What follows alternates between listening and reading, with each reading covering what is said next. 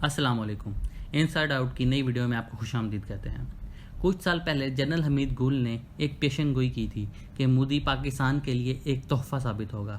جیسا کہ آپ دیکھ سکتے ہیں کہ مودی نے انڈیا کا جو حال کیا ہے، ہماری تو دعا ہے کہ آنے والے 10 سالوں تک مودی انڈیا کا پرائم منسٹر رہے۔ اگر آپ نے ہمارا چینل سبسکرائب نہیں کیا تو چینل کو سبسکرائب کر لیں اور بیل آئیکن کو دبا دیں تاکہ ہماری آنے والی ویڈیوز آپ کو جلد از جلد مل سکیں۔ اس وقت صورتحال اتنی دلچسپ ہو چکی ہے کہ ایک ہی وقت میں پاکستان، چائنا اور نیپال بھارت کے خلاف ہو چکے ہیں۔ لیکن غور کرنے والی بات یہ ہے کہ پاکستان اور چائنا کے ساتھ تو بھارت کا تنازع چلتا ہی آ رہا ہے، لیکن نیپال کے ساتھ یہ تنازع ایک غیر معمولی اہمیت کا حامل ہے، کیونکہ ماضی میں نیپال اور بھارت کے تعلقات ایسے تھے کہ ان دونوں کو ایک دوسرے کے ملک جانے کے لیے ویزا کی ضرورت نہیں پڑتی تھی۔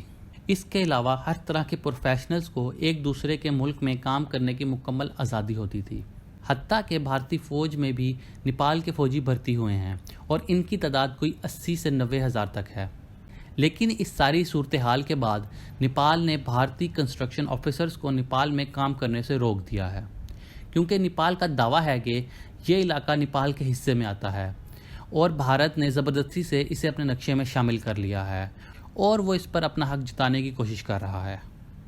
لیکن اس سے بھی بڑی ایک ڈیولپمنٹ ہوئی ہے، اور یہ ہے کہ نیپالی فوج، جن کی تعداد کوئی 80 سے 90 ہزار ہے اور ان کو نیپالی گڑکا بھی کہا جاتا ہے، یہ فوج اصل میں ہے کیا؟ یہ بہت ہی زبردست آرمی ہے اور یہ تقسیم ہند سے پہلے برٹش کے ساتھ کام کرتے تھے، لیکن تقسیم ہند کے بعد ان کا معاہدہ انگریزوں نے انڈیا کے ساتھ کروا دیا۔ تب سے لے کے آج تک یہ آرمی بھارت کی آرمی کا حصہ ہے۔ حالانکہ جب 1962 کے اندر چائنا اور انڈیا کی جنگ ہوئی تھی تو یہی نیپالی آرمی ہی تھی جس نے گلوان اور لداخ کے علاقے چائنا سے لے کر بھارت کو دیے تھے۔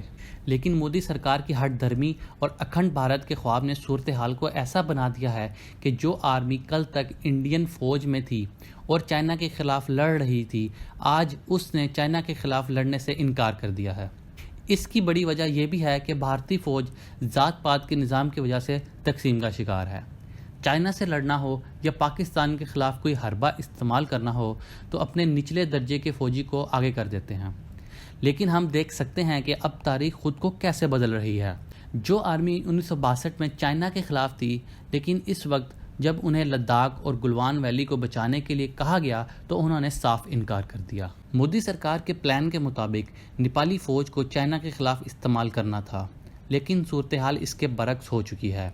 بھارت کے لیے جو مزید پریشان کر دینے والی بات ہے وہ نیپال اور چائنا کے آپس میں بڑھتے ہوئے تعلقات اور ان کی قربت ہے، کیونکہ اس وقت چائنا نیپال کو مکمل طور پر اپنے ہاتھوں میں کر چکا ہے اور نیپال کے اندر بھی حکومتی لیول پر مودی سرکار کے خلاف آوازیں اٹھ رہی ہیں۔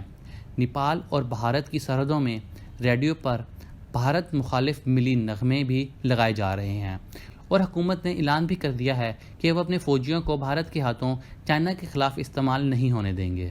چائنا بہت ہی چالاکی کے ساتھ اور سمجھداری کے ساتھ یہ کھیل رہا ہے۔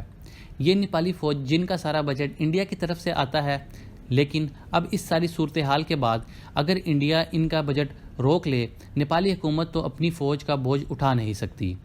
ایسے میں اگر چائنا نیپال کو آفر کر دے کہ ہم آپ کی آرمی کا بجٹ بھی دیں گے، سہولیات بھی دیں گے، تو نیپال بہت ہی خوشی سے یہ آفر ایکسیپٹ کر لے گا، اور حالات نہ سنبھلے اور صورتحال مزید خراب ہوئی تو چائنا اسی آرمی کو بھارت کے خلاف استعمال کرے گا۔ اس کے علاوہ چائنا ٹریڈ میں بھی نیپال کی ہر طرح سے سپورٹ کر رہا ہے۔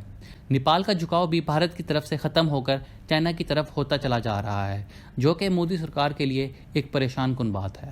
مودی سرکار جو کہ پاکستان کو دنیا سے الگ کرنے چلی تھی، اب ایک ایسی دلدل میں گھس چکی ہے جہاں اسے واپسی نکلنے کا راستہ نہیں مل رہا، اور یہ وہی سرکار ہے جو گھر میں گھس کر مارنے کی باتیں کرتی تھی، لیکن آج چائنا ان کے گھر میں گھسا ہوا ہے اور بری طرح سے ان کی پٹائی کر رہا ہے۔ آج اس کے سارے ہمسائے اس سے ناخوش ہیں، حتیٰ کہ بھارت کے اندر بھی مودی سرکار کے خلاف آواز اٹھنا شروع ہو چکی ہے۔ اپوزیشن مودی کو آڑے ہاتھوں لے رہی ہے اور بار بار سوال پوچھا جا رہا ہے کہ ہم چائنا کو کب گھس کر ماریں گے۔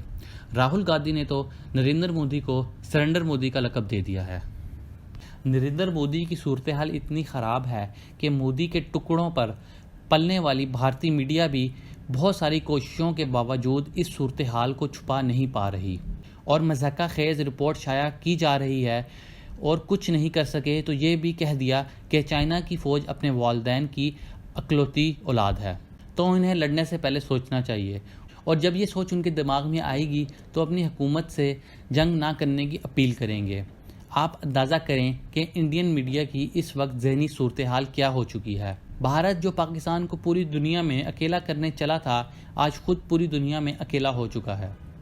حالانکہ ڈونلڈ ٹرمپ نے بھی اپنا ہاتھ مودی کے سر سے اٹھا لیا ہے اور کہا ہے کہ اپنی جنگ خود لڑیں۔ نیپال کے اس اعلان نے بھارت کے لیے بہت بڑی پریشانی کھڑی کر دی ہے۔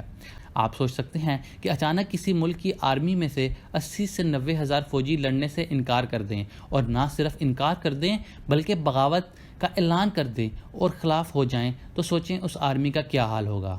انسائیڈ آؤٹ کی مزید ویڈیوز دیکھنے کے لیے ہمارے چینل کو سبسکرائب کریں اور بیل آئیکن کو دبا دیں۔ اللہ حافظ۔